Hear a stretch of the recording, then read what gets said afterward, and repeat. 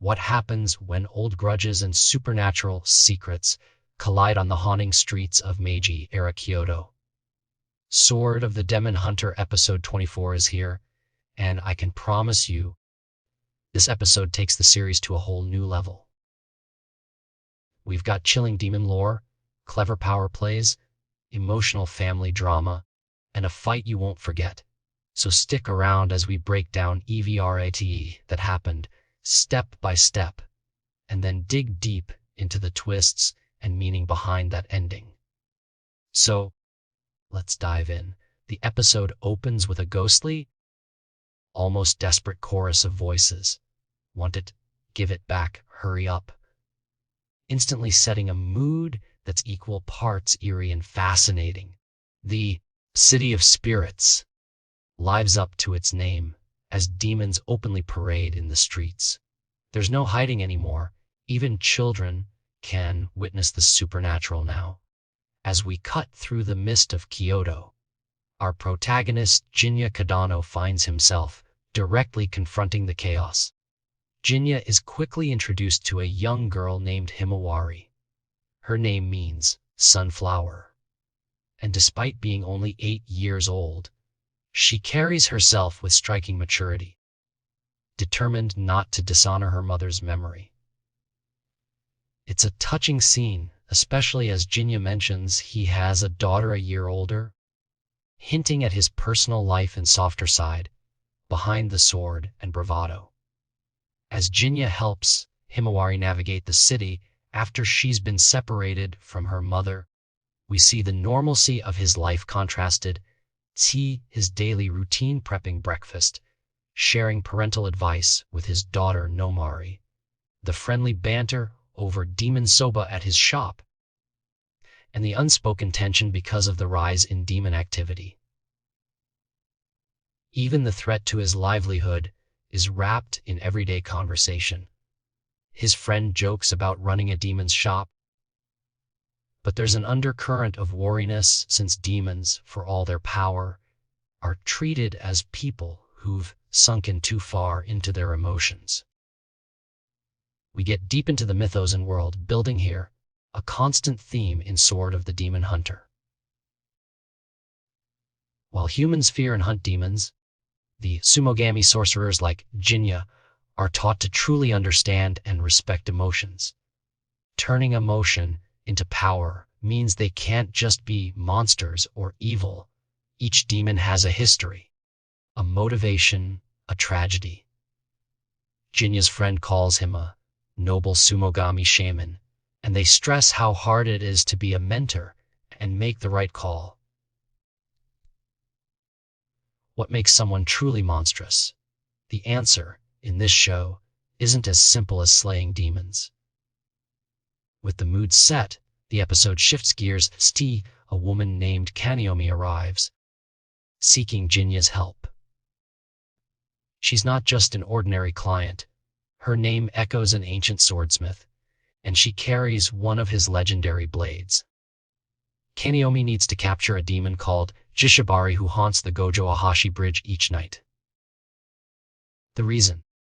Jishibari stole something precious from her and bested Kaniomi in their last encounter, leaving her desperate and wounded. What's more, Jishibari looks exactly like Kaniomi herself. This is where things get wild.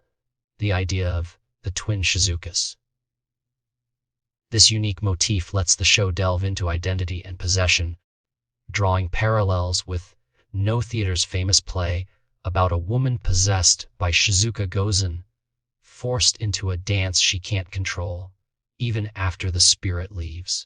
It's all about doubling, mirror images, doppelgangers, and the question of what actually moves us. Jinya isn't much for riddles, so he agrees to take on Kaniomi's request. The hunt begins, and the tension ratchets up as they confront Jishibari at the bridge. The demon drips with charisma and cocky menace, revealing she's actually following orders from someone higher as Sixth Magatsume. Chains slither in the darkness. Jishibari's power is named after bindweed, and she uses them not just for combat, but for control. Each chain that wraps around a foe restricts one of their abilities, making her a terrifying opponent who can lock down fighters mid-battle.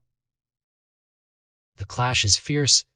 Jinya has to dodge, strike, and strategize as Kaniomi tries to keep her rage under control. Jishibari toys with them, showing no fear, and reveals a key surprise. Himawari returns, addressing Jinya as "Dear Uncle." She thanks him for saving her the previous night and explains the demon family dynamics. Her little sister is Jishibari, and she herself is the eldest daughter, not as weak as she seems. The family allegiance flips the tension.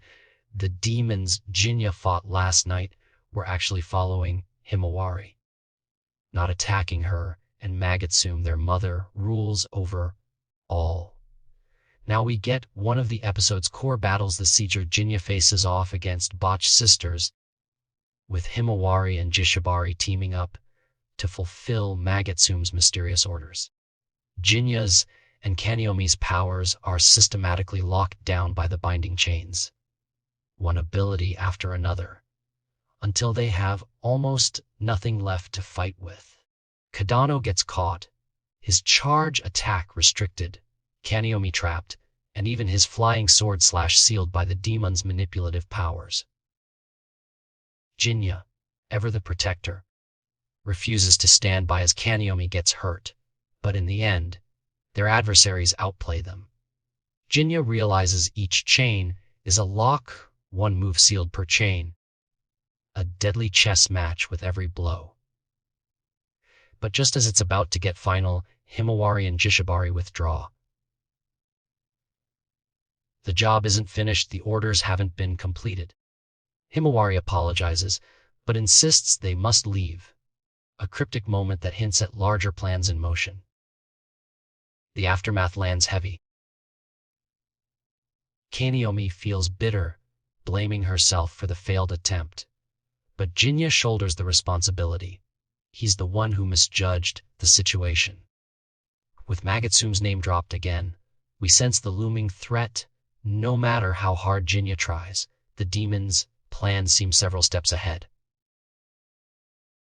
Back at the demon soba shop, life resumes its pace. Nomari returns home excited after school, sharing stories and asking to help at the shop. Jinya tries to keep things normal, sharing food, joking around, showing his dad's side. But Kaniomi isn't ready to leave. She insists on staying at his house, arguing she's still his client and needs protection since Jishibari could strike at any time. This sets up a surprisingly light moment. Kaniomi jokes about freeloading as an eligible bachelorette, but with real undertones of trust and partnership.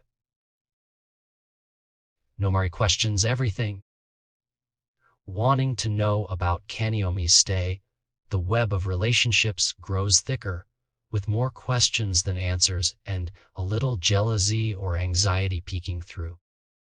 The episode closes with Himawari reflecting alone, watching the intertwined relationship between her, dear uncle, and Kaniomi.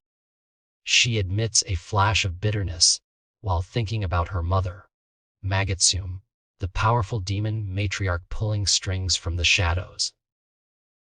So what does it all mean? This episode weaves together layers of emotional tension, demon politics, and deep family ties.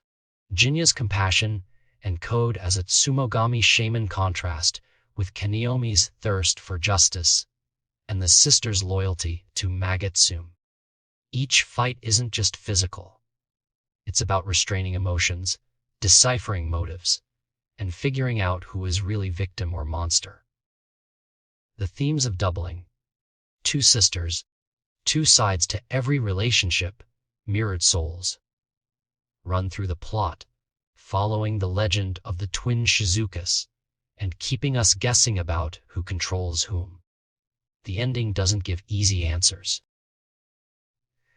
Magatsume's true goal is still a mystery.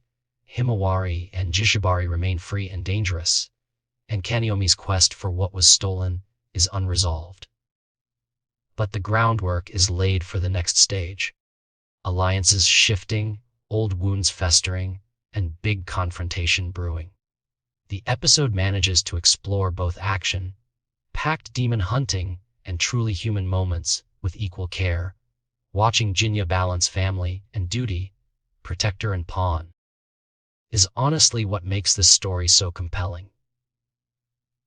That's everything that happened in episode 24 of Sword of the Demon Hunter. Whether you're fascinated by the mythological references or just hooked on the family drama and supernatural intrigue, this episode delivered a ton of setup and emotional payoff. The battle may be unfinished, but the stakes have never been higher. So what do you think Magatsum is really planning? Is Kineomai hiding something more? Drop your theories and reactions in the comments below. If you enjoyed this deep dive, don't forget to hit that like button, share with fellow fans, and subscribe for more recaps, breakdowns, and ending explained videos. Thanks so much for watching, and I can't wait to see what happens next.